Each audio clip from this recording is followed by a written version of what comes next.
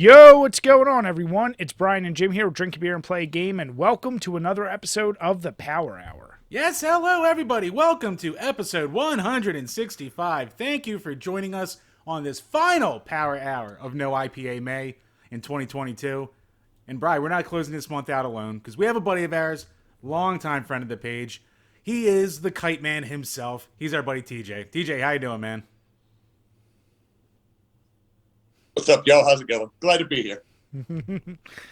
Jim, And I'm glad it's May because IPAs suck, by the way. I know we had to get you on this month because every time I bring it up or you'll just randomly pop into a group chat and be like, oh, I'm drinking, not beer that tastes like piss like your normal IPAs. So you'd be just a guy for the job. I mean, is that foreshadowing? Is that a what? Is that foreshadowing? Maybe. Oh, I see what Jim did We'll there. see. I see what you did there. Yeah. We. I was going to ask you, TJ. I mean, being in Louisiana with craft beer, are IPAs as annoyingly popular there as they are here? Because you can't go to any brewery or anywhere. I don't think they are. I try to stay away from IPAs, but I don't think they are as popular down here. But of course, I mean, anywhere you go, you're going to have your IPA nerds and drink IPAs, right? But I don't see it down here as much. But I also I don't drink IPAs, and so the people in my living room don't drink IPAs, so I don't see it. I gotcha. Chambers, what are you drinking on this final day? Well, Brian, I teased it last week, or maybe 2 weeks ago, I forget when. But I am drinking from the Virginia Beer Company, the Saving Daylight Citrus Wheat Ale brewed with grapefruit and orange peels. Comes in at 4.9% alcohol. I did save one for you, so I've got 2 of these tonight for me. So Nice. It's a nice, solid. All the citrus isn't overpowering at all, but it definitely is lighter than like a normal lager without being a light lager. So Nice. Yeah, I'm going with one of the big boy bottles. It's called Surly Brewing Company's Darkness Russian Imperial Stout. Comes in at, this is going to be one of those ones that probably doesn't have it. It's like 10 or 11%. And yeah, I just got it. The bottle looked awesome. It wasn't outrageously priced like that one beer I said was like $65 for one of these. yeah. And I love Russian Imperial Stouts, so it was a no-brainer for me. And so far, I'm already pretty deep into it. It's pretty damn good. What about you, TJ? What you got? I am drinking Michelob Ultra. Good old Ultra. He's keeping his figure. 95 calories. I was gonna get something like some Avita Purple Haze or some Dixie, but then I just kind of went, I don't feel like I got a bunch of Michelob Ultra here, so I'm gonna drink that. Now, is that always your go-to, like Jim's Keystone? Is that like what you always got in the fridge? Yeah, that's my go-to. Yeah. It used to be Miller Lite, then my wife drinks Michelob Ultra, so it got easier just for me to start drinking it, and then she quit drinking beer, so I was like, okay, more for me. Nice. Yeah, my wife's also not a beer drinker, so any beer in the house is all for daddy. Yeah, but Jim, you still just get the worst shit. What? I have my cheap shit, I have my good shit. Just I have a lot of cheap shit. What do you want? You son of a bitch. And most of the time, it's other people buying you the good shit. Hey, system works. What am I going to say here?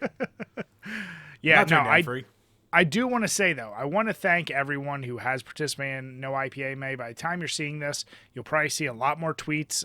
We've gotten a shit ton more submissions this year than last year. The page is going to be updated with all the pictures. We're going to be announcing the winner probably by next week, as well as the prize for the winner. So once again, I really want to thank everyone. You all did great. And yeah, Jim, I mean, it's going to be tough to pick a winner this year. I feel like there's been some crazy-ass contenders. Yeah, there's a lot of people put a lot of, we love the good old-fashioned selfies like we asked for, but some people put some crazy effort into it, too. Yeah. And then there's also the booby girls. So, you know where I'm from. So, Jim, which one are you voting for? Toys! Obviously, the guys are toys. And those Gundams were pretty sweet. Yeah. You son of a bitch. So thank you guys. Like I said, the winner will be announced next week. But Chambers, that leads me to a question. Are you excited to get back to IPAs? Do you miss them at all? Because I know you started getting really into them the past like 2 years, I would say. You know, it's not like I really miss them, but when I go down like the aisle of like the supermarket just to grab something like crafty or something a little different, like I actually have to put effort in to not find an IPA. Like I'm like, oh, that's a cool label, IPA. Oh, that's a cool looking thing, IPA. Oh, that's kind of cheaper than an IPA. I'm like, fuck. So just for convenience sake, it'll be nice to just go back to be like, all right, I guess I'll drink this. Interesting. No, come on, man. IPAs are the worst. How many times I got to tell you? They're the absolute shit of beer. TJ, has there ever been an IPA that you thought this isn't that bad? Well, no, because I guess like Jim, I would go down the aisle and I'd be like, oh, that looks really cool. It's an IPA. Oh, you know what? Give it a shot. Drink it. Fucking horrible. Here's another IPA bottle. Yeah, I'll get that and drink it. Oh my god. You know what? You sound like every craft beer drinker when they first start to try to get into IPAs. You're just like, oh, this tastes like dog shit. Oh, this tastes like the shit. Oh, this tastes like pure pines. I hate this. And then eventually you just kind of get beaten to submission. It's like caviar. I won't say any of us really like it. It's just a thing that we're like, oh, yeah, I appreciate the flavor now. Jim, don't throw out caviar like that's some shit you've ever really had that you didn't just have at some random ass party. Right, I've had caviar. Seriously, right, I've had the finest of fish eggs sprinkled onto my sushi at a Chinese buffet. All right, I will have you know. Don't act like you didn't get that shit from Acme or Weiss, and you're like, oh, it's the caviar. I like how I say Chinese buffet, and you still have to cheat me down more by saying Acme or Weiss. Fuck, that's too fancy for you. That's too fancy for you, Jim. Buddy. What's that? What? No, Jim, I just, like I said, I feel like you get these word of the day and you're like, I got to use this today. And every so often you're like, here's something I'm going to use. Caviar is my word of the day? I've gone 36 years without hearing that until now. You know what? It wouldn't shock me, Jim. You kept Doritos in your dishwasher, so. My parents did that. I'm still scarred. Yeah, I you know what, like I said, all I'll say, TJ, if you don't like regular IPAs, the only saving grace is if you try like a hazy one that's maybe a little stronger, that doesn't, as Jim likes to say, taste like a pine tree's asshole. Those aren't as bad. They taste more citrusy than anything. You got to get them like really cloudy though, and usually higher percentage, because then you don't care by the end of the bottle anyway. So yeah, that's what I always suggest to people. Like, don't go regular ass IPAs because they're. Yeah. Well, no, I've tried the citrusy ones, and they still taste like a pine tree's asshole. Like just with a little hint of orange zest. A little hint of. Now what? Caviar into it, and then maybe it'll be good. Yeah. Now what about like, okay, so aside from if you have your regular lagers you go to, what's a craft style that you lean into a little bit more? Like, you like stouts, porters, anything like that? No, I'm a lager guy. I like lagers. Okay, nice. So how prevalent is Yingling down in Louisiana? Wait, say what? How prevalent is Yingling down there? Oh, you can get Yingling easily. I like Yingling. Yingling's really good. Shit, I didn't even realize they got. I have no idea where they go and where they don't go. Like, I always think of that as just a PA thing. Well, no, that's they were like the oldest beer company in the world ever. Or yeah, in America. Yeah. Yeah. Nice. Yeah. I mean, Yingling is one of those. Yeah, that's a go-to lager. That's always a solid one. But I was curious. Like, you mentioned Dixie beer, and I know that has really old ties too. So I don't know if you ever tried it or what you think of it. Like, is it pretty solid or? Oh, I love Dixie beer. It's got like a very juniper taste to it. Mm-hmm. It's really good. It's honestly, I don't know if they even make it anymore. They after Hurricane Katrina, they stopped making it and they started brewing it at a Beta Brew beer company. It's not as prevalent anymore, and I haven't taken the time to go out and try to find it, but I'm pretty sure it's still around. Yeah, like I said, I read about Dixie beer from a long time ago about like early like American breweries and then shit that led into after Prohibition. I know that was one of the early ones. So that's one I was always like, oh, I want to give it a try if I ever find it. But yeah, hopefully, I never seen it around here. Hopefully we can find it one day if they still make it. I don't think you'll ever find it up north over there, but pretty damn sure I can find it down here. All right. We might have to do a little beer swap. We'll send you some good PA shit. You send us some Louisiana stuff. So, TJ, I want to ask you, though, this past week, have you had any chance to play any games or any games you've been kind of grinding through or anything you're playing for fun? Pretty much the only games I'm playing right now is I started playing, it's older. I guess it's a little bit older of a game. Call of Duty, Black Ops Cold War. Nice. All right. A little, and then we play a lot of Fortnite. Other than that, really haven't played that much. I was gonna ask with the Fortnite, what's the shit they changed? Like basically they got rid of build mode or something. No, it's still there. It's still there. Okay. It's just a separate game mode, right? Where they took it out so like everyone can be kind of just play it like PUBG or Warzone.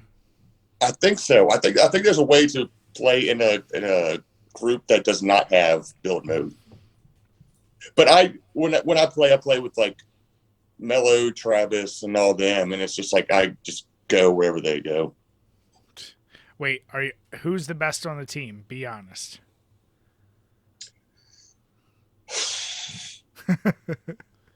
Mello. All right. It's all that streaming she does, all that practice. I just follow Mello around. I go, okay, I'm gonna have you protect me, Mello. You just go kill people, and I'm gonna follow you around. Yeah, it's like what Brian does with me. He lets me go and get shot, and then he steals all the kills. Yeah.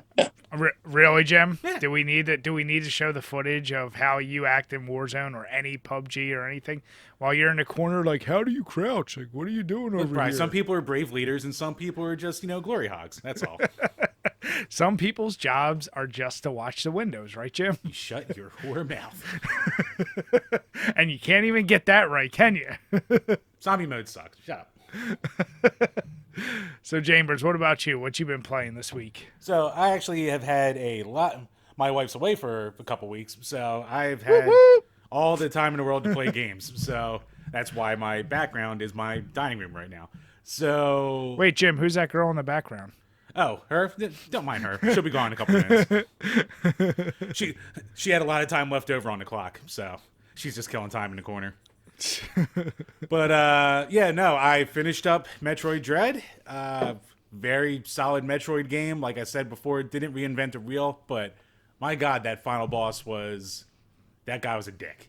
He took a lot of goddamn tries, but I'm happy to be done. It said it took me, like, my clear time was 11 hours, but, like, it also tells you how long you actually played, and I was, like, 16 and a half or something, so. Okay. Yeah, I died a few times. And then I also finally finished up Fire Emblem, The Sacred Stones. So I got that as a Game Boy, or as a 3DS ambassador, so 11 years ago. And it's a game that I've played, like, off and on for the past decade. So I finally went and, like, finished, like, the last 8 levels and finished it off, so. Had you played any of the other Fire Emblems? Nope. Huh. So, I mean, did you, like, playing the others have helped you at all? No, you don't need to, like, I mean, it's a tactical combat RPG kind of deal. So, like, I've played some Shining Force before and shit like that. So, like, I knew of the genre. But, yeah, no, I mean, it had it sitting there for free on my 3DS. So I was like, oh, I'll give this a shot. And I was like, oh, it's pretty good. And then I get my ass kicked and lose all my guys, and it's permadeath. I'm like, all right, I gotta grind up all these guys now, and then rinse and repeat. So it didn't convert you to wanting to stick with that genre, Jim? It's one I can play every once in a while, but I'm not like a diehard for it.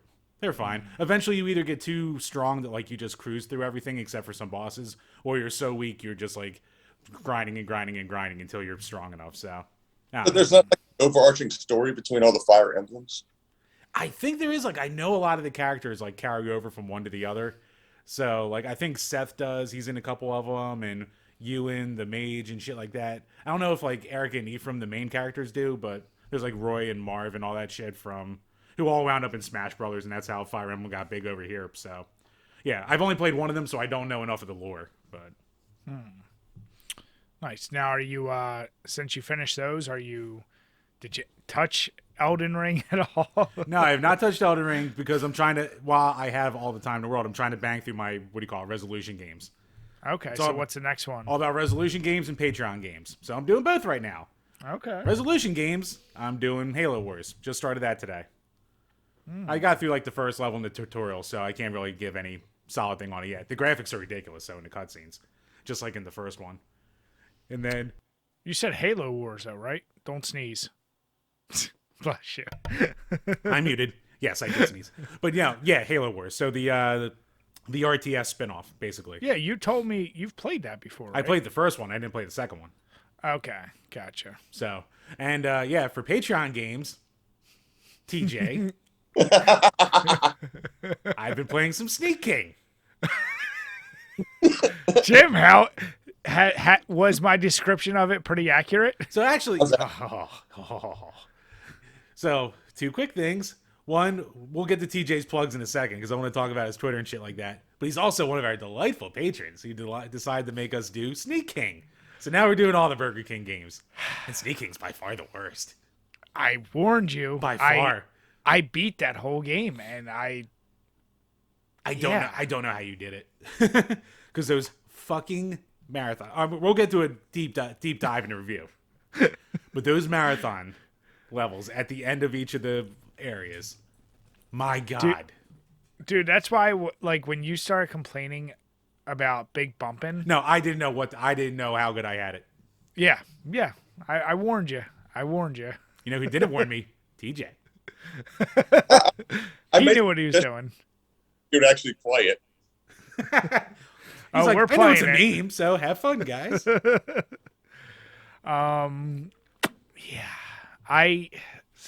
Since last week, it's been just I feel like this week's been a whirlwind.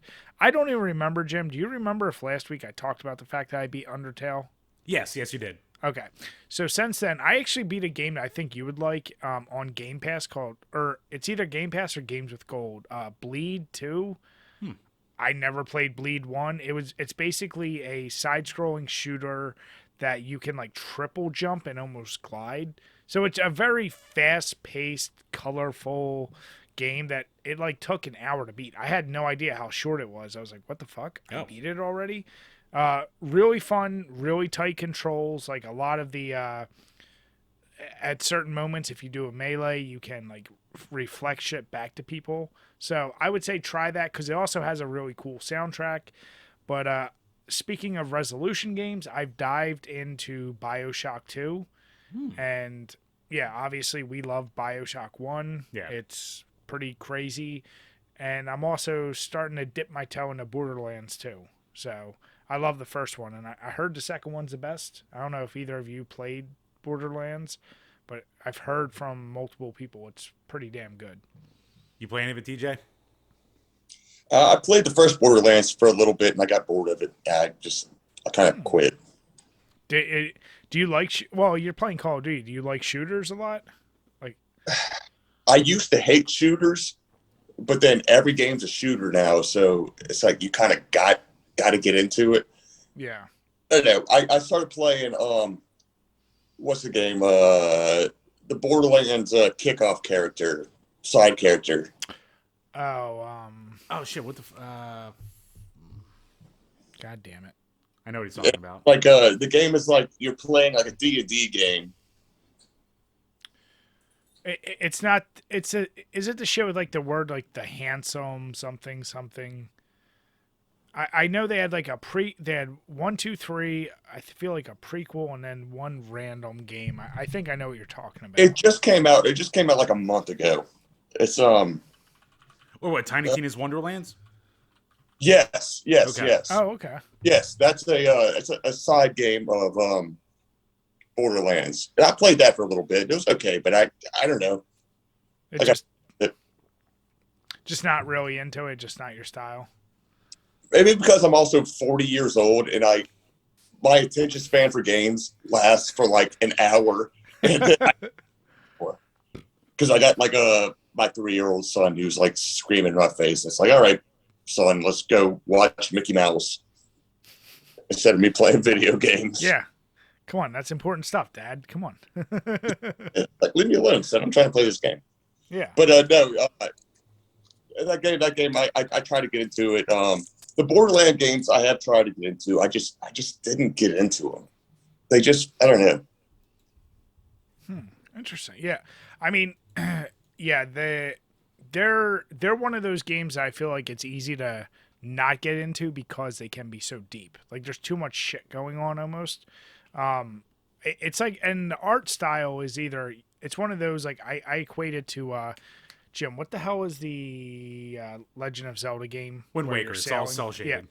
Yeah, like that kind of shit. Like I feel like that either turns people on, they like it, or they don't like it at all. And I feel like Borderlands falls right in there. So, no, I get it. Like I said, the second one I've heard is the best. I love like the weird customization of the guns, but yeah, we'll see what I think after I actually finish it. I mean, I'm not opposed to like going through and try to play them again at all, but for when I did try to play it, it's like I didn't get into it. Dang, yeah. No, I got you. Yeah, that was a good game in my stoner days for just be like a looter shooter and just like get stoned, veg out, and just like go around and try and just grind for just random gear and shit like that. It's like, oh, did we even get anywhere in the story? No, it doesn't matter. Jim, you never cared about story to begin with. That's very goddamn true. I'm a story-driven guy. I love the story of the games. I don't know how you enjoy talking to Jim at all. He hates story. I don't either. We're that yin and yang, Brian. We just complete each other. But Jim, you alluded to it, and TJ, we want to get you spit out where can people find you. You know, give plugs away, and yeah, I want to talk a little bit about what you do on Twitter. I know Jim wanted to mention that, but spit it out for people. My Twitter is @lawmance_. I guess that's where you can find me. That's the number one spot. my Facebook is more closed to like family and stuff like that, and so I don't do much shit on there or on my Instagram, but I'm there too.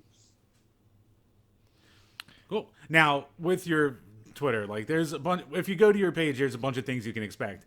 Every once in a while, you'll have your random stunt videos you like to do. And of course, you'll go into these phases where you'll be in your little wrestling e-feds. And I don't think you've been doing them as much lately, but for the people out there who don't know, do you want to give them like a quick rundown on what an e-fed is on Twitter? Yeah, well, first of all, I don't do e-feds anymore. I quit them. It got too stupid with like little fucking 15-year-olds with their fragile egos. I was going to get that too. It's basically you go on there and you're in an e-fed and you have a match against somebody, and then like say Jim and I will have a e-fed match, and I will get on there and I'll make a video and I will trash talk the shit out of Jim, and then he'll trash talk the shit out of me, and then there's a poll of like, it's supposed to be who did better of their trash talking, and that's the person who wins. But now it's just all little kid ego dripping, and they cry, and they join like 35 group chats and get all their people to vote for them. So that's the summation of e-fed. Yeah, I thought like normal wrestling Twitter was like bad enough with like the drama between people and shit like that. Oh no, like it got so much worse with e-feds. It got so much worse. Because I joined it just to have fun and like shit talk people, and then all of a sudden it's like. But wait, if you're getting them crying and upset, doesn't that mean you win? Not necessarily, because they go cry to somebody else who goes like, "Oh, we need to go vote for this fucking person," and I just like how it's a thing based around like kayfabe and doing like just fucking cutting promos on each other, and then everyone immediately breaks kayfabe to cry to each other about, "He was mean to me." It's like, right? Cutting a wrestling promo. Exactly right. So wait, but I would do some very mean stuff to people on that shit, and like talk cut some very mean promos, and it's like, and then they would go cry to like whoever's running the e-fed, and it's like, oh come on, man, this is just supposed to be fun. We're joking around. Stop crying. Can you do one of those? Holy. Can you do one of those to Jim? Because I would love to see that. Cut a promo in Jim. Yeah. Jim, you know what? I want to see it because I want to see Jim's reaction to it. That's what I want to see. I'm gonna cry.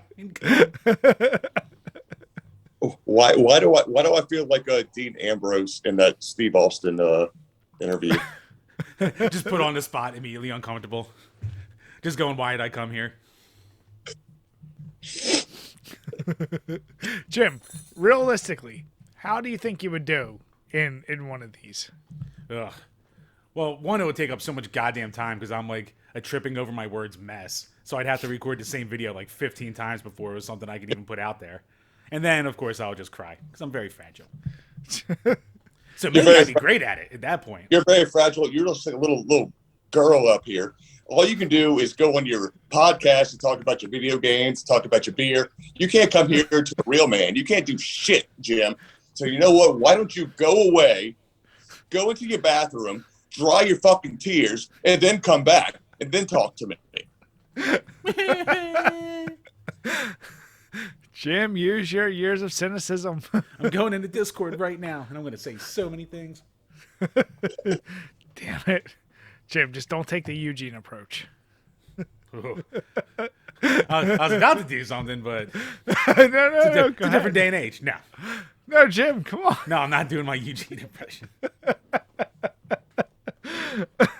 Come back. Jim, come back. Let's go. All right. Listen, old man. I see you sitting there with no taste and no brains, stapling shit to your head, stapling shit to your nipples, frying off parts of your body. Why don't you just get a staple and staple some goddamn smarts to yourself, and maybe it'll help you out in this federation, and maybe one day you'll be at the top like I am. How about that?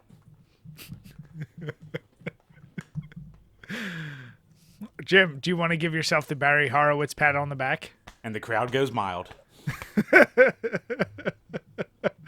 Oh, Chambers. But yeah, so wait, like I just like for anyone to, because do you almost think it's almost like a microcosm of like how wrestling is today, where everything's like kind of too bordering on reality, and then everyone goes crying on Twitter to someone else?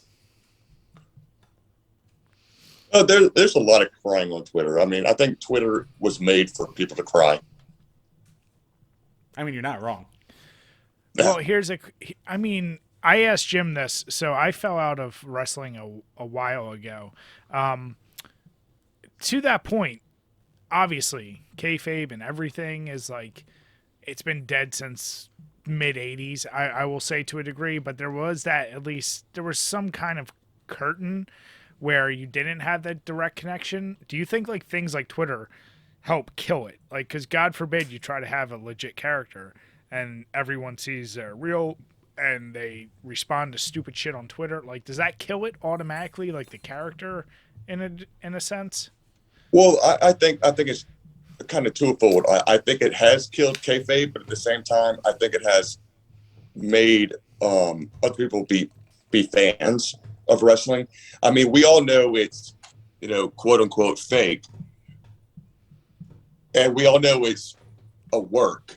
But yeah, it's killed the character development. But it's the same thing as if like I was tweeting at somebody who was in the show Ozark. I was tweeting at Jason Bateman. It's like, oh, you're so terrible to this person and Ozark. And it's like, it's a scripted show. Right? It's a scripted show, so yeah, it's not real, but it's not real. You see what I'm saying? No, I got you. And I feel like that's the problem is, yeah, a scripted show, you're not ever interacting with the character. Twitter, like, they're still the character, but then they'll post some, like, personal like, I don't know. I feel like they haven't figured out, like, that weird dynamic, so I don't know. And I don't think they need to. I think everybody knows that they're doing a character on a show. They're actors. Yeah, no, but isn't there something to, like, the old school, like the Undertaker character. Could you imagine old school Undertaker character being a legit, like, on Twitter, like, you know, like, I can't even imagine it. Like, on one hand, like, you want him to be the dead man, and then if he's fucking tweeting like Greenpeace, like, I don't know, whatever the fuck, like, it'd be one of those things that would be weird. He gets on Twitter back in like the 90s, like, here's my Pomeranian. I love him so much. Yeah, you'd be like, what the fuck? It's like, I knew that kid. You're like, I knew that casket match was bullshit. This zombie's kind of a pussy. What the fuck? Yeah, exactly. Well, I think it's grown as we have grown for us to understand that it's not all real. Yeah. Do you think that's a disadvantage to newer fans, especially younger fans? Not the ones like us who grew up with it, but like a kid. Like, do you think they're kind of missing out on that? Not necessarily, because if like, well, I don't know now. Because I was going to say not necessarily because like a kid, like an 8-year-old kid's not going to be on Twitter and see, you know, Roman Reigns being a nice guy. But then again, an 8-year-old kid probably is on Twitter seeing Roman Reigns not be a nice guy, even though they're not supposed to be on Twitter, you know? Yeah. I don't know. But like I was saying, I think it's gone so far past the point of that we know that it's a scripted show that we accept, at least for the older people. To the younger people, I don't know.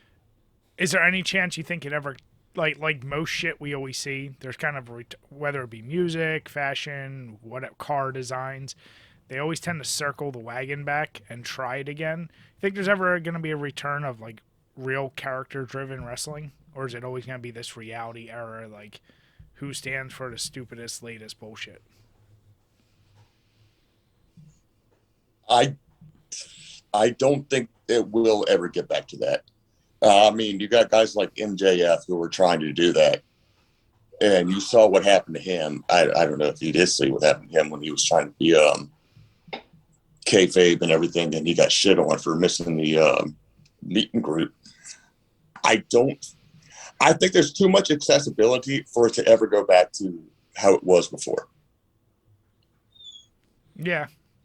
Whether it's Twitter, whether it's these wrestling cons, anything like that, I don't think you could ever go back. Yeah, I mean, like, they already pulled the curtain back, like, you know, 1,000 times during the Attitude Era. But then with social media, it's just like, oh, well, this is done. So, like, I just can't ever see you getting back to, like, mainstream status if you can't, like, make people believe in the shit anyway. No, it feels like it's just going to be niche for the rest of its, like, existence. Exactly. It's never going to go back to mainstream. It's never going to go back to mainstream status. It's never going to go back to complete kayfabe. It's just going to be what it is now. Nice. Now, speaking of wrestlers and doing stunts, you tend to put videos of you doing little stunts every now and then. Mm-hmm. So what do you think was... All right, I just got to ask, what was the most painful one? Because I've seen you jump off your shed into, like, a little 2-foot kiddie pool. I've seen you, like, staple all kinds of shit to yourself. What do you think was the worst one? The last one I did. Which one was that? I didn't post it. Oh. That bad, huh? It was... The thing is, I deleted the video, but it was just. Ooh. I was trying to do this thing where I rolled over my son's, this little golf cart pedal. The Fred Flintstone shit. Yeah. Yep. Onto push pins. And I rolled over it and. I fucked up my shoulder so bad. Oh, really? And I don't know how, because I've watched the video like 100 times, and it's like, I don't understand how I hurt my shoulder that freaking bad. But that was like 3 months ago, and my shoulder is still screwed up from it. Really? Wow. God damn. I went to the emergency room for it. God damn, dude. What was the outcome? Like, did you actually separate it, or like what happened? The X-rays didn't see anything, so I have no idea what actually happened. All I know is that my shoulder is still screwed up from it, and so I quit doing weird stuff like that. Rest in peace. I mean, I swear to God, I was laying on the ground, and my wife is still sitting there video recording me, laughing at me, and it's like, I'm like, Melissa, I can't move my shoulder, I can't get up. I'm like, please, I cannot get up. I couldn't move my shoulder for 2 weeks, arm at all for 2 weeks. God damn. I mean, is it now like fully? Is it better? Like, or is there still some lingering? Still a lot of pain into it, but I have motion, but it's still like if I lay on it, it hurts. I have no idea what I did to it. I mean, like 6 months prior to that, I got neck surgery to get a disc replaced in my neck. So I'm kind of hoping I didn't fuck that up. Herniated disc or bulging disc? A bulging disc. Yep. Oof. I got 2 herniated discs in my neck, so I know exactly how you feel. So I'm hoping I didn't screw. I need to go to the ortho at some point in time just to see what's going on. But I hate I hate MRIs. I get claustrophobic in it, so I'm not going to go. Well, you don't like the robot torture chamber clicking going on as you just have to sit there like this? Wait, yeah, it's the first few days it was like, I mean, I'm trying to work because I work from home, and it's like I'm like using my left arm to put my right arm on the mouse to work. Oh my God. Wait, now is it continued? Do you have the issue if you sleep on the wrong side, that side goes numb because of the pain? No, it just hurts. Just hurts? Okay. Yeah. It hurts. At least then it doesn't sound like nerve damage if there's a silver lining. I don't know what it is, but I guess some of the other ones is I used to play with fire a lot, and I would like set my hand on fire and put like isopropyl alcohol in my mouth and blow fireballs off my hand, stuff like that. Like Jim, like you were saying, yeah, I would jump off my shed into a little fucking pool of water. I would try to do backflips into it and shit like that. But I'm telling you, this one thing, it's like the stupidest thing that should not have hurt me. Out of all the stupid shit I've done, I should have been hurt a lot worse. This is the one that hurt me. You know what that's called, right? That's called OLD. That's called that catching up to you. Jim, I'm not going to lie, for a second there, I was like, the fuck acronym are you using now? Because I swear you sometimes talk like a 15-year-old chick, like with the way you use Twitter terms. Yes, I'm on Twitter too much with my fucking terms, but... I thought it was an acronym at first, too, and it took me a second. Okay, yeah. See, it wasn't just me. Good. Yeah, okay. People have such little faith in it. Jim, when you start saying TLDR, I was like, what the fuck are you saying? I was like, really? You're going to use that term, you son of a bitch? What made you more mad, TLDR or yeeted? Oh, the fact that you fucking say yeet. The fact that yeet it ever came out of your mouth, I was like, you son of a bitch. Because I know who you are, and I know how you've been. And you would have despised someone who would use that term. And now that's you. Yep. Brian, I've always been everything I've always hated. So I'm just continuing the trend. Son of a bitch. LDR means. I still don't. Too long, didn't read. See? And it's good you didn't know that before. So, yeah. Oh, look at him being mature at his age and not knowing the stupid kid shit. Fancy. Yeah. I'm a 15-year-old girl now. I know what TLDR means. Ha! Tracking you fucks down with me. So wait, now that you're retired from eFeds and you're retired from stunts, or wait, are you fully retired from stunts? I mean, for your sake, since your shoulder's hurt, I hope you are, but... He's on a Jeff Hardy hiatus. He'll be back. I don't know. If I think of the right thing, I might do something. Interesting. Well, I want you to be safe. Just stick with fire. Fire's way safer. I did fire, though. I burned the fucking shit out of my hand because I didn't do it right. and I had like burns all over my fucking hand. Oh, dude. Brian, you know about that too. Oh, dude. I mean, the amount of things I've accidentally lit on fire, purposely lit on fire. Actually, the day before, my buddy, his brother just got married last weekend or the weekend before. We were at a fire pit. My buddy has a can of gasoline, which he is pouring over a dead tree and a whole bunch. I mean, a big ass pile of wood. I said, "Why are you even pouring gas? You don't need that." He said, "It'll light up faster." I was like, "Yeah, but you don't need that." He got distracted, was talking to somebody, kept the can tilted the entire time. Oh no. Everyone, all of us are starting to back up. We're like, "What the fuck? You put too much." He's like, "Nah, it's fine." I said, he's like, "Here, light it, Bri." I said, "I'm not lighting that shit." And he said, "Don't be a pussy." He hit it, and it engulfed his whole side in flames. The flames went up to about 70 feet. All the trees, you can see there's a burn mark through the trees. And he burnt everything, all the hair off his arm. And his beard was probably longer. When he grabbed it, it looked like Spider-Man crumpling in the fucking movie. And he was like, "What the fuck?" So, bad burn up his arm. Luckily, he's like, "Oh, at least I didn't lose my eyebrow."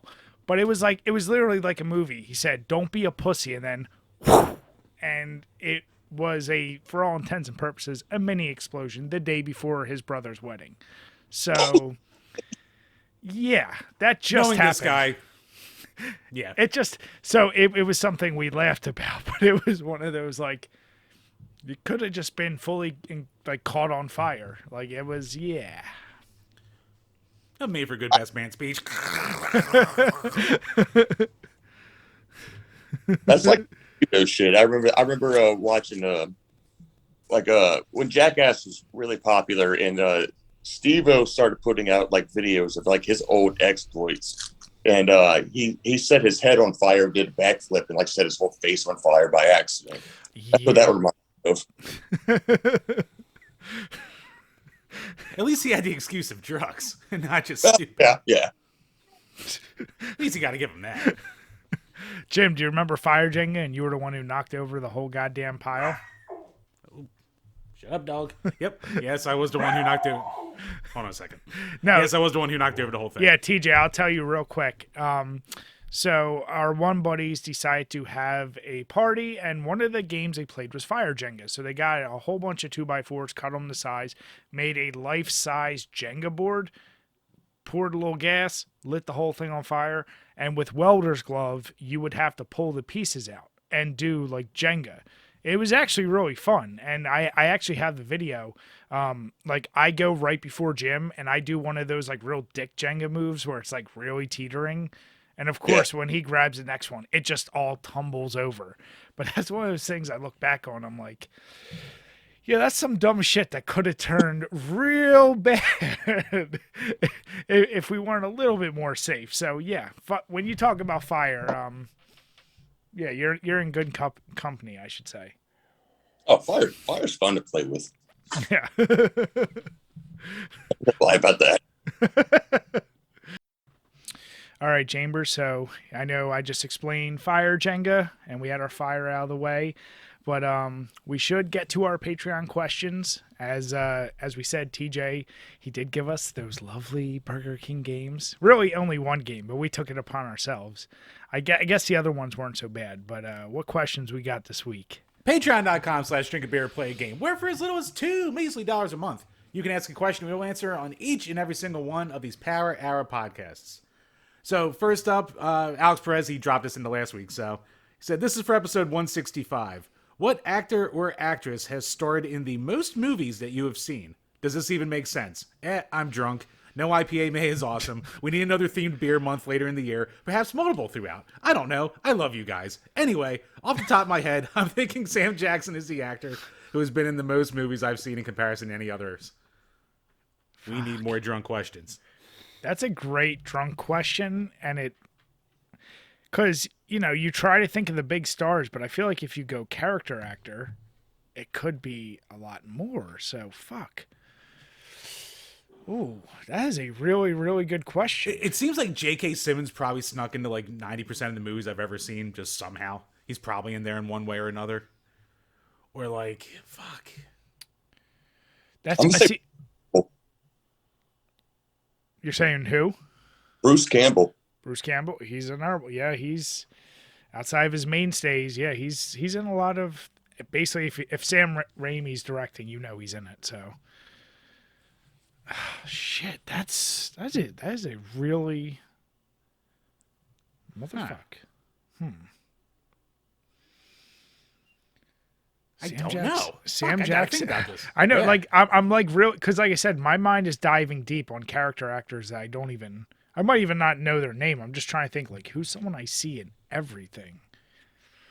Sam Jackson is kind of a good answer just because I know he's in so goddamn much. Yeah. But like, I love my Tarantino. I love my Star Wars. Well, I used to. I've watched enough Marvel movies. Does everyone have to say Sam Jackson? I don't know if I can say anyone different. He's in everything. I think that's a good one, Sam Jackson. He really he does everything. I mean, shit.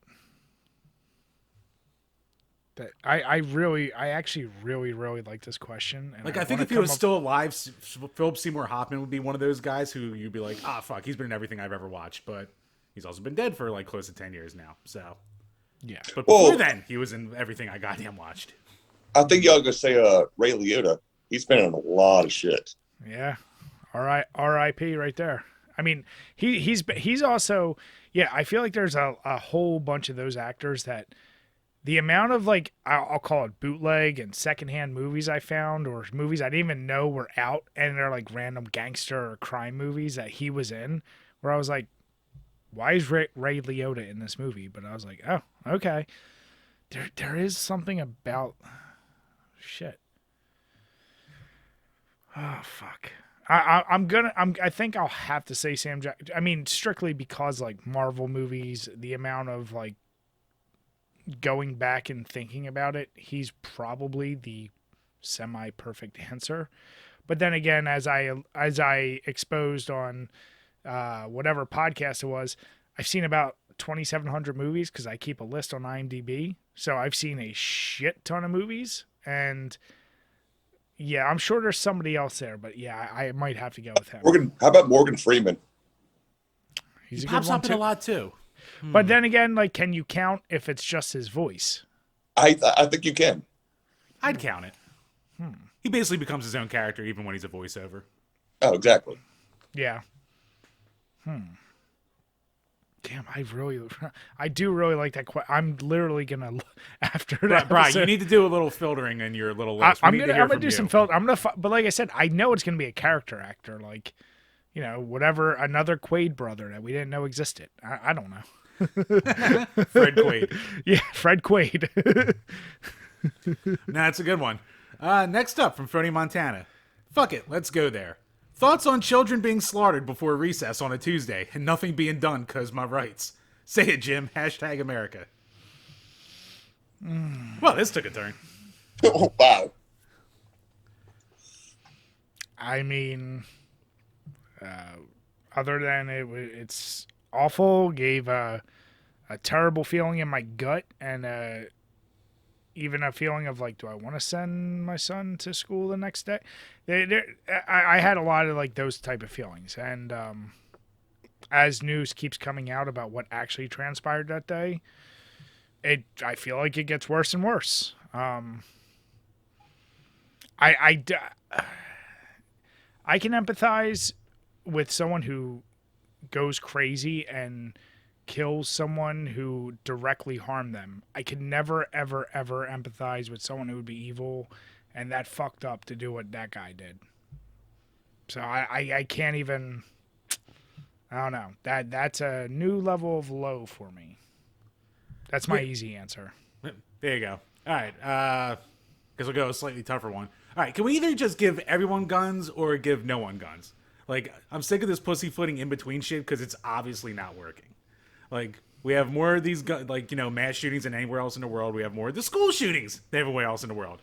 By a margin of, 280. Like, we're above everyone else. The next one's, 8. So, I don't know what to say at this point. I love guns. I think guns are very, very fun. I like going out and shooting them with my friends. I don't do it nearly enough, but when I do, I have a good time. But would I willingly give up anything over a pistol to feel a little more safe setting my school? I would do it in a fucking heartbeat. That's the point I'm at right now. So, because there's no reason it should be that easy for some 18-year-old schmuck to walk in to school and kill 20 people right away. So, when the fucking Texas and they're the biggest two fucking state in the world, and all their cops are scared to go in there. Or what, you want to have your little militias? Oh well, what do you get with militias? You get Waco if the government actually really gets serious about it. So, I don't know. I think it's all a pipe dream. I fuck it, just get rid of them or give them to everyone. So if anyone starts shit, then some other wacko can just shoot them down. I don't know. Jim, I like how you covered both extremes there. Well, because, all we do with everything is just pussyfoot around in the in-between, because one side's, trying to appease their fan base, and the other side's not, trying to do just the exact opposite out of spite. Like, no one's trying to come up with a regulation that actually fucking helps anything. It's like what we did with COVID. It's like, okay, well, we'll stay home, but we're not going to pay you to stay home, and if you're, the lowest man on the totem pole, you still got to go in and spread it anyway. It's either, how about the government keep everyone home and pay us to be home, or just say, fuck it, fend for yourselves and send everyone out there and have what we wound up with anyway, with less arguing. So, it's fucking stupid. I'm sick of the in-between. There's got to be some kind of stand. I'm not smart enough to know what stand is the right one, but there's got to be some fucking thing eventually where one side just kind of takes over and then we just go from there. I don't know. And I think this is a conversation that's... it's a difficult one. So you know what? I'm just going to say that thank God it's summer vacation. Yeah, thank God that's coming up soon. Yeah. He saves a little bit. I'll put a real answer out there. Look, if you said right now, fucking the government made a real buyback program, and said we'll ban all this, but if you trade this in before then we'll give you X amount of money, then fucking just do something hardcore like that. I don't care. Call me a pussy or against the amendments or blah blah blah blah blah blah blah. I'd rather feel safe. I don't fucking care. Well, here's the thing also, and I'm going to be a little bit controversial right here. It's like, if somebody wants a gun, they'll find a gun, whether it's legal or illegal. Oh, yeah. The way they get it. Yep. So you put more gun restrictions on people who want to kill people, and they're still going to find guns, man. Yeah. They still are. The worst of the worst will get it. Think what Prohibition did to create the mafia and crime in America. It actually opened up the lane for the worst of the worst to thrive. And it's like the war on drugs. Like fucking that only made everything worse. Or you go way back and you go to the Prohibition. Yeah. That's why I said too. Or give everyone a fucking gun. So if someone wants to go nuts, well then everyone always says, where's the good guy with the gun when you need him? Well, now everyone's got one. So there's going to be one around. So bam, now the guy's done. Yeah. I don't know what to tell you. There's the worst part of all of it is you can't account for the absolute insane evilness of a random person. If that guy didn't have a gun, probably would have went in there with bombs. Probably would have went in there with something. Like, there's a personality trait there. And right. I don't know if that guy... I'm not even making that assumption of, people right away say mental health. I don't know. Did he have mental health issues? What his actions did speak that, but would he have ever been able to be tested to know if that shit? I have no idea. Well, speaking of looking into it more and more, apparently, or I don't forget if it was him or the Buffalo shooter, where a former FBI agent was talking to them for weeks beforehand it happened, and he kind of was like, oh hey, we should look out for this guy, and then no one did anything. Yeah. And then the one side always say, oh, it's not the guns, we got to fix mental health. Well, no one's fucking fixing mental health either. So everyone just uses that as their talking point and shit like that. Yeah. And no one ever wants to do anything. All of it's a talking point. Unfortunately, that's what it is. Oh, yeah. Because the government's fucking useless. So it's just like I said, that is the worst of humanity right there. And yeah, there is no getting rid of the buyback, getting rid of guns. The cat's out of the bag. There's 3 times more guns in the U.S. than there are people. So you're not getting rid of all of them. And, giving everyone one, Is that a solution that you want? No. Would it fix things? Like you don't know. You can assume maybe it makes it worse. Maybe it makes it better.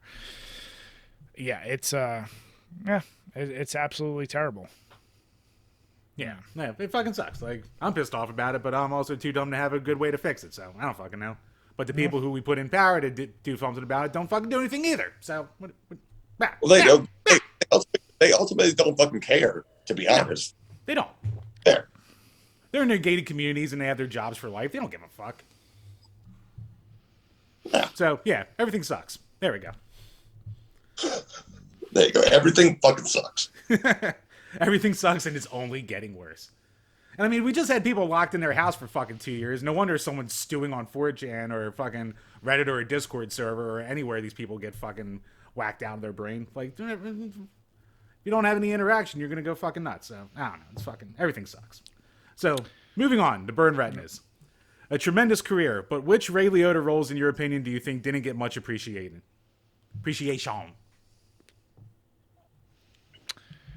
Ooh, I thought he was about to say, "What's your favorite movie?" But that took a turn. So now I literally need to look up because I need to be sure. I want to answer this right because I have seen many of his movies. Operation Double Drop. Classic, and actually not one that most people probably don't go to either. Well, because you look at Ray Liotta, you think he's going to be like a badass mafioso type of guy, but then you go to Operation Double Drop, and he's like a guy who loves a fucking elephant. Lighthearted as can be, yeah. Yeah. He's a little sweetie heart on the inside. He is.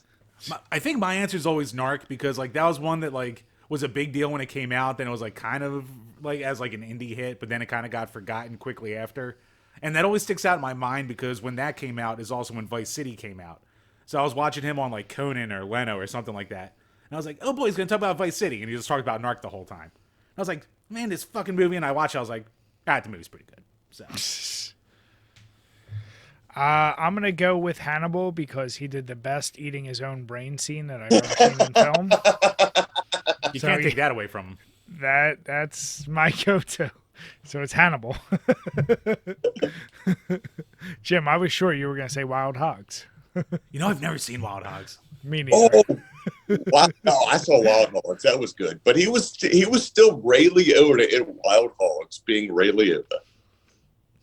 I feel like he's popped up in a couple like I just Adam looked up Sandler his movies and shit like that too. I just looked it up. Is he in Jack and Jill? Is he in fucking Jack and Jill? He's been in so many and they're short cameo character, whatever you want to call it.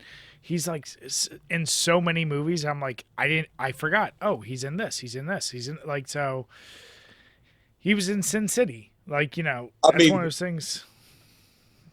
That's why, go back to the previous two questions, Ray Liotta is one of those people that we've seen in every freaking movie, right? Probably. Yeah. Whether we even realize it or not. Yeah. He's just above that level of being like, oh, that guy. Like that level of actor. Where he's still like a name, but he's also like, you're still not as much leading shit as you should have been. No, yeah. But anyway, rest in peace. I mean, well, and then let me ask you guys what I thought was going to be asked. Favorite Ray Liotta movie, and it's of course it's cliche, but I will say I've always actually appreciated it even more than The Godfathers was Goodfellas. Like, I love that movie. So that was always my favorite role for him. Yeah, I mean, that's kind of the answer you kind of have to go with.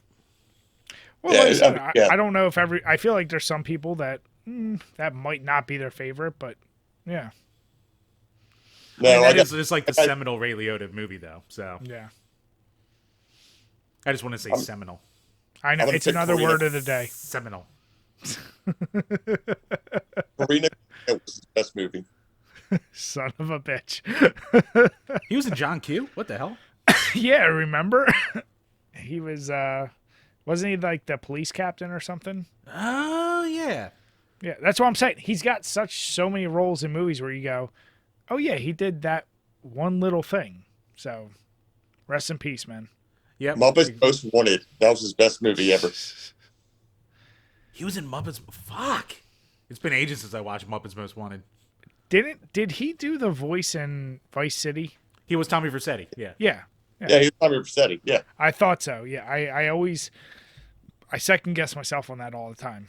Yeah, I mean, what do you call? You said movie role. If you just said his favorite role, I would have been like, well, GTA Vice City, obviously. But yeah, another great question. And rest in peace, like we said. And last up from Miracle Wacky. Favorite odd couple tag team in any era? AKA Jericho, Kane, and anybody that isn't named Mark, etc. I've got my easy answer right the fuck away. I mean, I feel like there's so many. I think the one that sticks out in my mind the most is Rock and Sock Connection. Good one. Yeah. Goldust and Booker T. Bar none. Of course you would say that, Jim. TJ, don't you fucking dare with that Jim, look. you and your weird boner for Goldust. I don't get it, but it's your thing. They made magic together. They were fantastic. Goldust and Booker T go to the movies. Classic segments. The War with the NWO. Come on now. Jim, I mean, see TJ, see what I deal with answers from him. He got his word of the day calendar and answers like that. See, that's like the caviar right there. Mwah, mwah. Son of a Beautiful. bitch. Beautiful tagging odd couples there. What about you, TJ? They said not Kane. Well, they said Kane and not anyone named Mark, so I'm guessing Kane and not The Undertaker. I say Kane, Bryan Danielson. Oh, Team Hell No was fucking great. That was kind of an odd one. Oh, it was definitely an odd one, but it just worked so goddamn well. They actually did that really good. That was like around the era of when I got back into wrestling, for when I got back into it. Like between them and like CM Punk's run. I was like, oh man, this shit's actually pretty decent. And then, it started to go downhill again. So. Well, here okay. I'm thinking about odd ones. Do you consider things like the Mega Powers an odd one? No, but that's not odd enough. I'd consider more odd like head cheese, like Al Snow and Steve Blackman, or like when D'Lo and Draws were in a team together. Yeah, that. Or not Draws, Chaz. Chaz. Yeah, fucking Chaz. Yeah. Yeah. Okay. Yeah. All right. So me and TJ had good answers. Jim, you had yours. So. Go. Okay. Fuck yourself. But yes, that does wrap up the questions for this week. So once again, thank you to all of our lovely patrons out there. Once again, head on over to patreon.com/DrinkABeerandPlayAGame to check out for game review requests like Sneak King, or access to our bonus episodes. And actually, we just added to our $10 tier, where besides using us as a billboard for your content, you also get to pick a movie that we will review in our bonus episodes. So head on over to Patreon, check out all the tiers. We got a lot of good stuff there.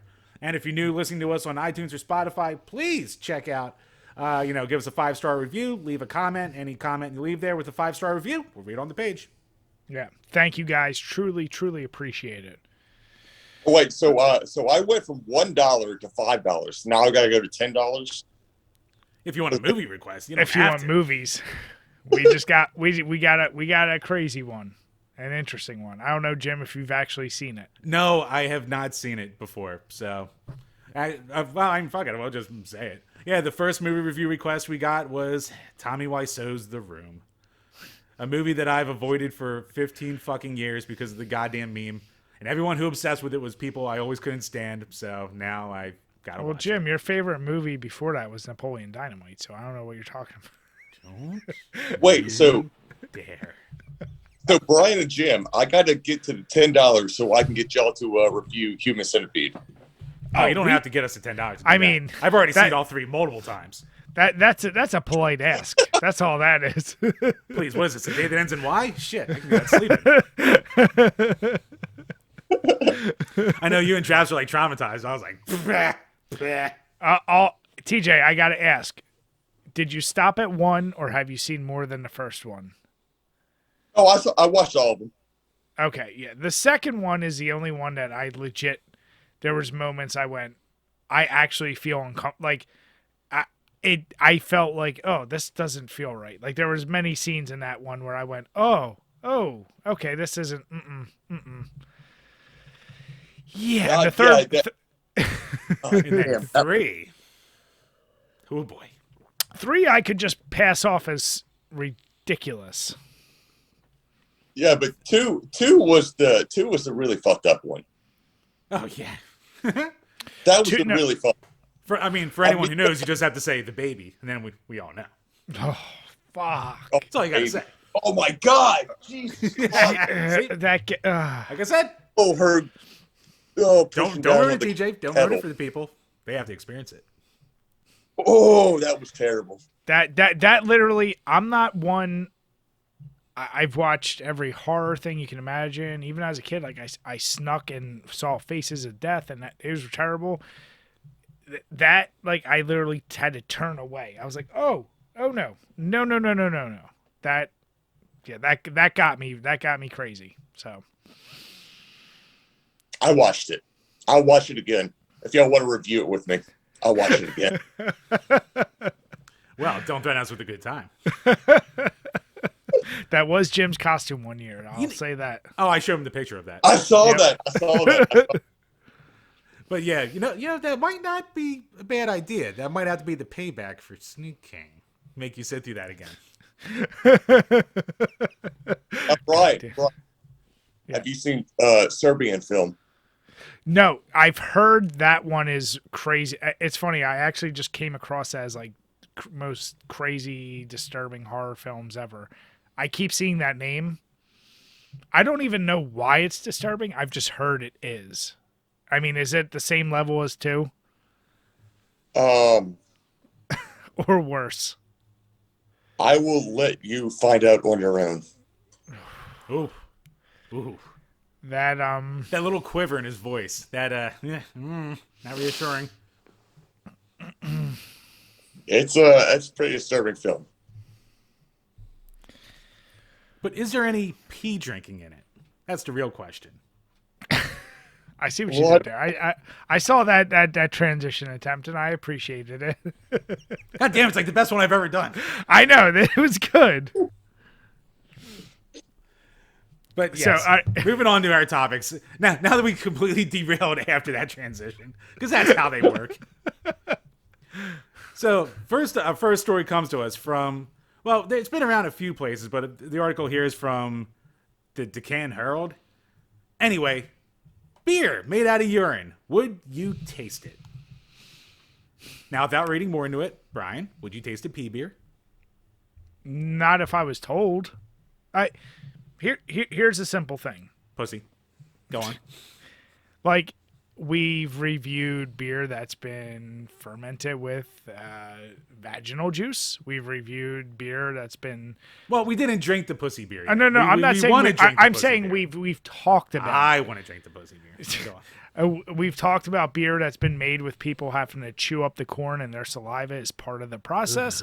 Yeah. So there's some disgusting shit in beer. If you said, here's urine beer, do you want to try it? Who would want to? It's like if you dared me, if you paid me, like, okay, if I was willing to, I'm like, nah, I'm not terrified, especially now that I know that this is a beer coming out of Singapore that basically cleans up wastewater. And Jim, you know all about that process. So yes, I'm sure it's clean. I don't know how clean Singapore is compared to U.S. standards. I'll throw that out there. Right, what are you trying to say? I'm saying U.S. is number one, Jim. What the fuck does my shirt say? Does it say Singapore or USA? Come on. Come on, Tortellini Tush. Get on board. Tortellini Tush. But what I'm saying here is, yeah, if I go to a bar and I'm looking at the menu, it's like, you want to try piss beer? Of course I'm not going to be like, oh yeah. No, fuck that. I have no interest in it. It's a gimmick at best. Of course, it's probably fine. It's a weird thing to advertise. But, yeah, no, I'm good. I don't need to do that. TJ? Well, I would try it. You know, the title of the article is a little misleading. Because it said, would you try piss beer? Beer made of piss. Recycled. Yeah, okay, I would try it. But then you read the article, and it's like, no, we're talking about sewage. So you're not talking about just piss. You're talking about shit. You're talking about cummies. Everybody's bathroom, fucking shit going down. It's everything. You're talking about like period water. You're talking about fucking Jim's puke. Especially my puke. Talking about all that. And are you saying you're going to recycle it enough to where I can drink a beer? Yeah, I try it. Now here's a question. My man. If you see some shit like that on the menu, are you willing to pay for it, or does it just have to be offered to you? There's the big difference. Say it's $5 on the beer menu. Are you paying that just to say you did it? I want to know the provenance of it. I want to know where this piss shit water came from. Is this pure piss or is it shit and piss? I want that separated out into the menu. You want the ingredients plainly labeled out there for what you're actually putting in and where it's been? Nah, I hear you there. So short answer, you know what? If I see it there, I'd be tempted to do it. I'd probably pay $5 to try a little pea beer. But yeah, like we alluded to, it's not just, a guy pissing into a vat and doing it. It's basically part of Singapore's way of trying to help with their massive drought problem that they have. So they're using treated sewage water. So, it's my job. So basically, when a sewage treatment plant treats water, it's actually, at least in the United States, it's under guidelines where it has to discharge clear water back into the streams or, whatever watershed. And it's got to be cleaner than the actual water that's in there. So it's not potable at that point. You still got to treat it more so before you can, drink it or anything. But it's pretty damn clean at that point. So if you put it through a process where you distill it and purify it and make it into a fucking beer, I'm sure it's fine. Well, let's go and let's talk about if portable distillery for where you can stick a catheter up in there, drink some beers, and then it goes into this machine and it distills it and it chills it, and then you have a spigot and you turn it on and drink beer. It's like human centipede, but with yourself. That's like having a diabetes insulin pump, but just for recycling your own piss and constantly getting yourself drunk. Well, have you guys seen those ridiculous ass? It's genius. I call them ridiculous. I'm sure they're useful. I'll use quotations, but it's people proving hey, I have this pen that'll help you survive if you're camping, and you can go up to a dirty ass stream and just drink straight out of it because it filters everything out. Ooh, it's that. Jim, you just said you would drink shit piss water, and you just went into a stream. Well, really?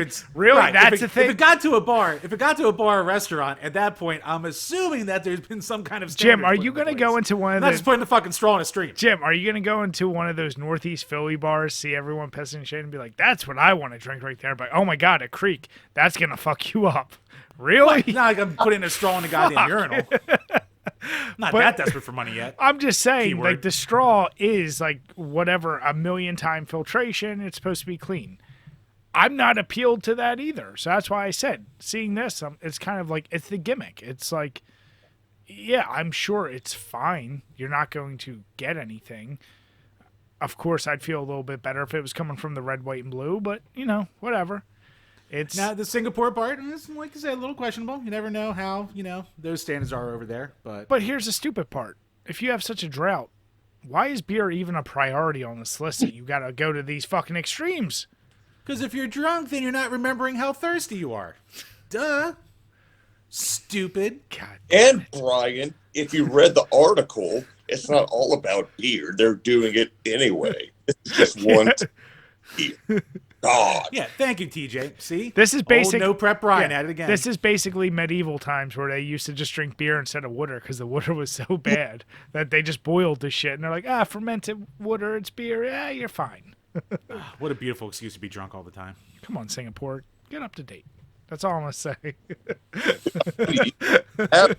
Ice that look at you hook up to yourself and you just stick it the hose in your mouth. You just pee and then drink beer at the same time. So What? Jim, all right, I'll brew some pea beer for you, and we'll see if you like it. I do not trust your pea beer that you'd be giving me. Fuck Jim. you. I would drink out of a Singapore stream before I drink your pea beer. You son of a bitch. No, I appreciate I feel like, you know what? I didn't think there was much more we could get out of what beer is being made with these days, but you know what, Jim? Good work. I'll give you that. Good work. Yeah. All right. Speaking of beer, let me go grab one real quick. All right. Yeah. Speaking of piss, I'm gonna go piss. So I'll make you some beer. I'm gonna go too. Yep. All right. So TJ and I just made beer for Jim and Chambers. How is your beer treating you? You know what? No, it's a very solid non-piss flavored beer.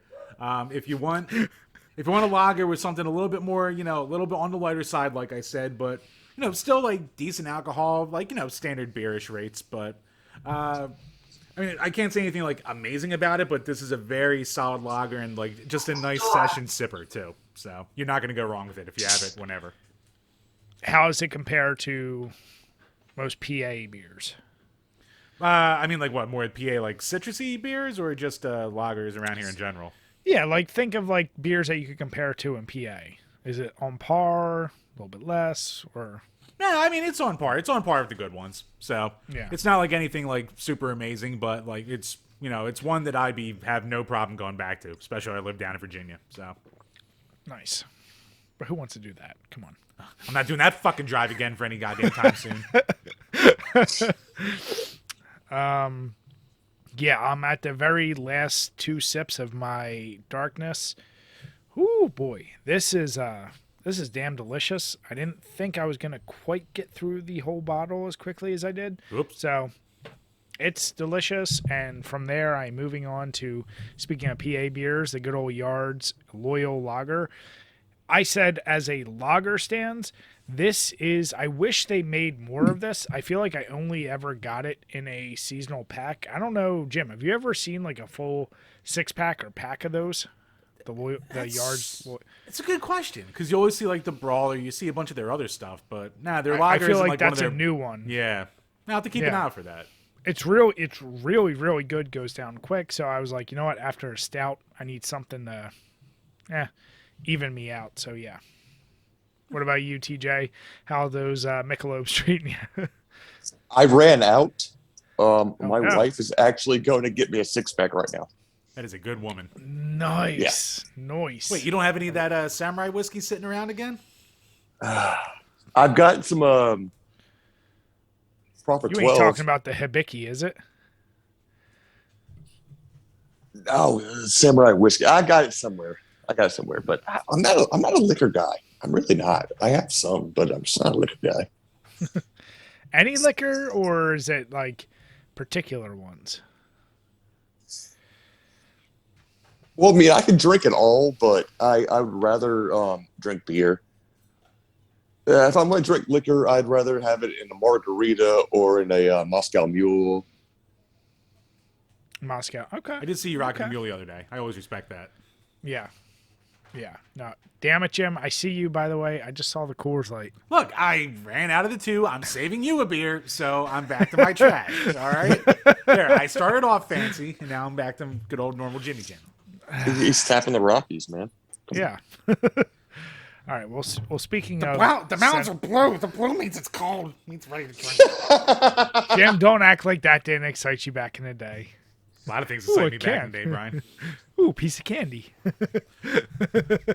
Look, Brian, the bra section of a Kmart catalog would get me excited back in the day. All right? God. It doesn't take much. Damn it, Jim. No, Sears catalog was better. Well, yeah, but you had to get the Sears catalog. The Kmart one came with the Sunday paper. Oh, my God. Motherfucker. All right. So, speaking of trash, what's Sony doing to their customer base, Jim? Well, Brian, Sony doesn't know how to learn from their past mistakes.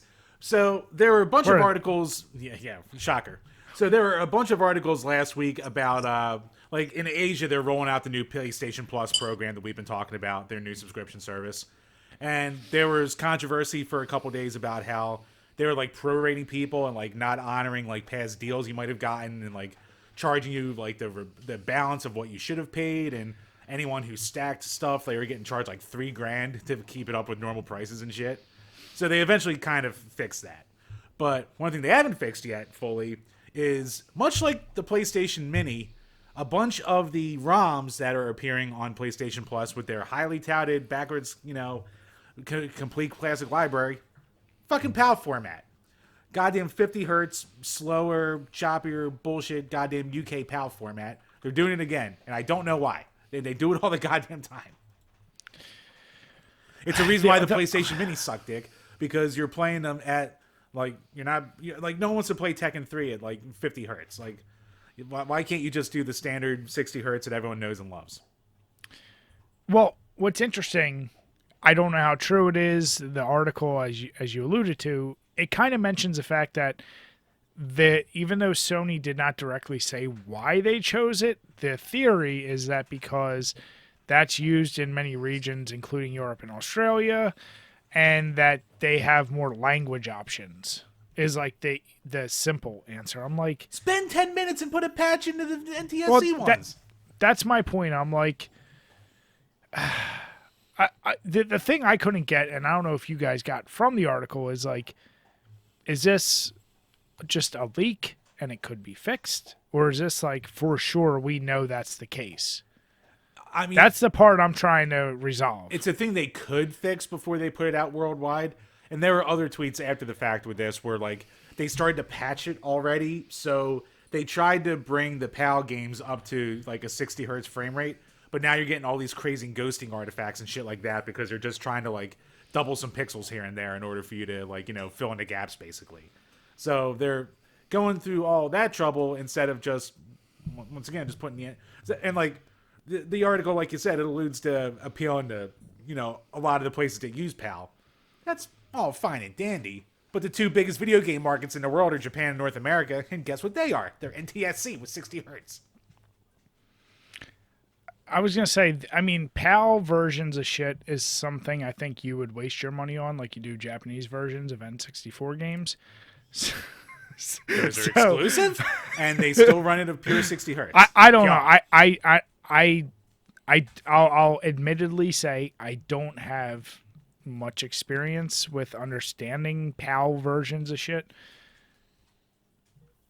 Is there something easier about them? I don't know. Like, why they would do it, because it's not like whatever PlayStation's doing, how they're converting their streaming service, it's everything they have on there is NTSC, right? So why they would go the extra step now to convert those to the PAL versions doesn't make sense to me. Right. Like, it just... Which is why, like, I'm like, is this legit? That's my number one question is, like, I don't know. No, I mean, I'm sure it's legit because, like, it is what's just been reported from, like, they're rolling it out in Asia first to, like, as test markets and shit. So, I mean, that's what they put there. So, I mean, maybe they fix it. Maybe they've, smartened up by the time they do it worldwide and want to get some actual money out of it. But, I mean, it's such a weird move to just see it again because the Mini sold like shit and it got trashed out of the gate for not only the game selection, but for the fact that it was using, a shitload of PAL ROMs that no one wanted because they ran like shit. So it's just amazing that they'll go back to that well. I don't know. What do you think, TJ? Any thoughts on this one? Or are you like me, where you're kind of lost? I have a lot of thoughts on this. Well, maybe not. I could talk for hours about pee and pee beer, but according to the 50 hertz versions of video games, it's who fucking cares? Well, TJ, let's put it this way then. Would you want your pee to be at 50 hertz or 60 hertz? 60's 10 better. That'd be 10 hertz beer. Well, I don't know what all of it means, but I will say that the PAL versions of the fucking games are inclusive of all of the world, and the NTSC are not.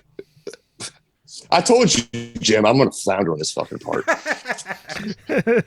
let's put it this way. Let's just say it's, PALs in more spots. I mean, it's like soccer. But really, in, actual countries that matter, who cares? No one does. So Jim, it's the soccer video game formats. Let's put it that way. Can I also say out there? Let me throw one thing, and it's probably a more ignorant opinion. I don't give two flying fucks about Ape Escape or Everybody's Golf or Wild Arms. I mean, that was gonna be my next point. I'm like reading the ones that are up here. Wild Arms, Jumping Flash, and Karushi, and I don't care. Yeah. I don't care. I mean, who's going to go buy those games anyway, right? Yeah. I mean, Jim would, but Jim would. I actually have wanted to get Jumping Flash for a long time, but it's too expensive now. Well, you can get it on the PAL version once this rolls out. Yeah, there you go, I can also drink pea beer, but I'm not doing that either right now. So there you go. God damn it. But no, really, like, Jim, maybe because TJ and I don't know, are these uber popular games, or is this someone making a shitstorm out of nothing? No, I mean, like, if you're like a fan of old school PS1, like Ape Escape's a game that like people have always wanted to be ported and shit like that, but it's weirdly hasn't been as much as a lot of other games. Like Jumping Flash was a very important, or not so much important, but it was popular enough as a launch. It was like a launch game for the PS1. It was a 3D platformer before fucking Mario 64 and Crash and all that shit. So it's a cool game. It's a little choppy and rough to go back to, but yeah, I mean, Wild Arms, the RPG fans love that shit. So in RPG, it really doesn't matter if you're playing at 50 or 60 hertz because it's fucking it's an RPG. It's a JRPG, so that doesn't really matter as much. But I mean, for the fans of the games, you still, if you're gonna be paying, for the premium service, because that's how you get these games. Like, you're not paying for the shit dick PS Plus. You have to be for like the premium. So if you're paying for the premium service, you're gonna expect premium content out of it, and you're getting Eurotrash ROMs out of this. It's ridiculous. Well, regardless, you're gonna be paying for that premium service anyway. For the other games, just regardless of what the PAL games are, you're still going to be paying for it, right? Basically, yeah. I mean, if you go to that tier, yeah. If you want to have the games, then you have to pay for that super high tier to get them. But Jim, can I just rewind us for a second and say, who the fuck cares about Ape Escape? I can't. I mean, if you're paying premium prices, is Ape Escape your go-to? That's all I'm trying to say. If these games are your go-to and you're paying that premium for them, priorities. But probably they're classic games from games gone by. Well, sometimes you just need a pirate. Well, I mean, there's always piracy, obviously. Easy. It's like too easy to answer. Jim, think about it. Just get a Mister. Just get a RetroPie. Just get a this. Just get a that. Just think about it. Just get a PlayStation Mini and hack it. Just do this. Just do that. Just convert your pee to beer. What are you worried about? Maybe I will. Save money that way. All right, Jim. The real question, though, is, speaking of pee, why are the French so mad about English? Now, are you saying French because of that episode of South Park about the pee? You tell me. I thought it was more like Italian, where he's like, Stan, you gotta drink it to pee. You gotta drink it to pee to get it to pop to get it out of the back of the box. I mean, Jim, is there really a difference? All right, so, yeah, we are back with an article from The Guardian. And, Jim, I mean, I know this is your people, but what the hell is up with the French? Just because my last name's Napoleon. One, that's fucking Sicilian-based. Prick. And two. But nobody really thinks about that. Come on. Yeah, buddy. but the foo-foo Frenchies have their panties in a twist because the actual government officials must replace words such as esports and streaming with approved French versions. So apparently French has had a long-standing... So French is an ancient language, and like they're very boner heavy about keeping the purity of their stupid language that no one likes anyway.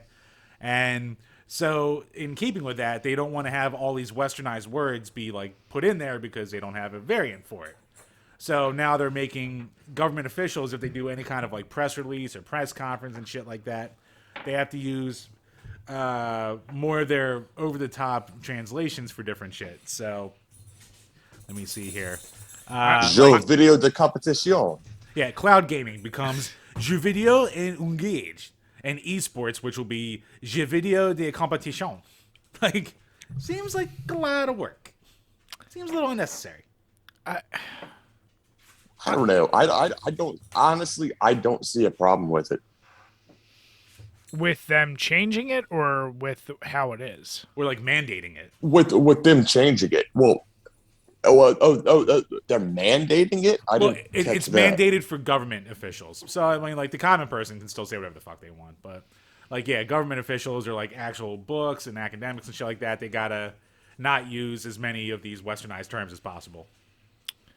But I guess I don't understand why. Well, Brian, it's a very short article. The language watchdog, the Académie Française, warned in February of a degradation that must not be seen as inevitable. But it's like, I can kind of get why, because in the Western world we make up terms like esports and all that stuff. Yeah. It's like if you I don't know, if you go to Japan or something like that, and they're going. No, they're speaking in Japan, talking about, hey, we're doing this Final Fantasy, but they're speaking in Japan. And then all of a sudden, English, they go, esports. It's kind of like everybody has nationalistic pride, especially in their language. And everybody else having to adopt our Western vernacular. You see what I'm saying? No, I know what you're saying, but I'm also, I guess, being where we are, we're also so used to, I feel like we adapt all the time to other cultures, where I feel like Jim, don't give me that goddamn shit. Stop scratching yourself or whatever you're doing. No, the dog's playing with his toy. I feel like I'm beating off. Like if a word is a word is a word at the end of the day. Like esports is a thing. I don't know why that's a degradation of a whole language to just use that. It's like they're acting like it's the downfall of their entire culture to just implement esports. Let me be very clear. I don't care either way. It's a little extreme, as Jim said, if you're mandating it to government officials that you can't use that word. But that goes to my whole thing of I don't like mandation. I don't like when you mandate language. So that's it. So, Brian, I'm with you. I don't care either way either, but I can see what they're doing. Whether good, wrong, or indifferent, I can see what they're saying. Yeah. Do I care? Not really. I can speak a little bit of French, but I ultimately don't fucking care. Or maybe if they want people to start saying stuff that's French friendly, maybe they can come up with some cool shit. Maybe come up with stuff the rest of the world wants to use. Then you don't have to change your language as much. Or be as cool as the good old US of A, and there you go. Now you're playing esports. And not, et je fais des fantafons. I mean, it is, at the end of the day, even if they try to change the language, it doesn't affect us anyway. So I'm not even thinking like the thing of it affects us. It's also there's a mentality of like worldwide. You know what esports means, whatever the translation of jeux vidéo en nuage, whatever the hell that means. I don't know what that direct translation is. Cloud gaming, apparently. Yeah, that's where I'm like. Jeux video de competition means play video game competition. That's all it means. Play video game Okay, so I do know a little bit of French, by the way, a little bit. I mean, come on, Louisiana, you better know it.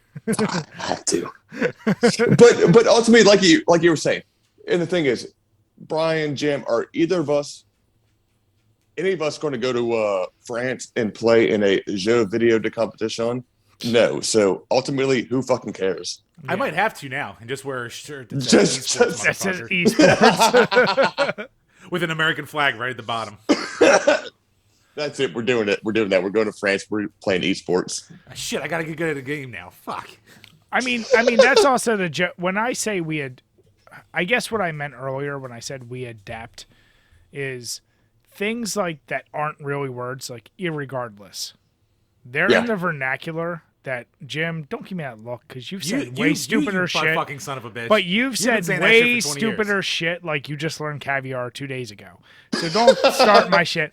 All I'm saying is that is in the like I'm not saying I agree with the use. I'm saying if somebody says that, you know it's stupid as shit and you know they're fucking up the word. But I'm just saying like there's I feel like in America especially, slang terms are something that become part of the vernacular. Esports, I put in the same way as I do slang terms. I'm like, it just means esport. Like it means what it means. Like there's no easy way to explain it. So to formalize it is a weird solution, especially in this day and age where everything is basically globalization. I don't know. Globalists trying to ruin my language. I mean, hey, France, frogs are already gay, so now we got to degrade the language too. I mean, at the end of the day, France is going to do France. We'll save them if wars pop up. But, you do what you got to do, right? Well, here's one other thing, because, like, these government mandated shits, like, if they don't catch on, like, immediately, it's not going to stick around. Like, after 9/11, like, stupid us, we had people in the White House calling French fries freedom fries because they didn't want to go into forever war with us. So, like, it's not going to stick around. Everyone's going to be like, this is fucking stupid. Yeah. I can just say esports in one, 2 syllables instead of... That was Jeux Video de Competition. Yeah. Come on, Jim. Jim, this is your family history. Come on, Jim. Look, I learned omelette du fromage from Desker's Laboratory. That's all the French I need. God damn it, Jim. I'm cultured. But no, yeah, Jim, I will say, interesting topics. Gotta spice them up a little bit. Can't be the same old run-of-the-mill. I like it. But TJ, we want to say, before we hop off, first we want to say thank you so much for hopping on with us. Once again, make sure you follow him. His links are below. And take care of your shoulder. Just stick to fire, because that seems to somehow be safer for you. Apparently. But with that, we want to say thank you so much, everyone. If you're listening on iTunes or Spotify, hit that subscribe button. If you give us a 5-star rating, even if you bash us and tell Jim how much of a blub he is, we will read all the comments below. Don't give me that look. Too. And if you are watching us on YouTube, please hit that subscribe button, hit the notification bell so you know when our latest videos come out. And with that, we want to say have a good night, everyone. Thank you, TJ, for coming on.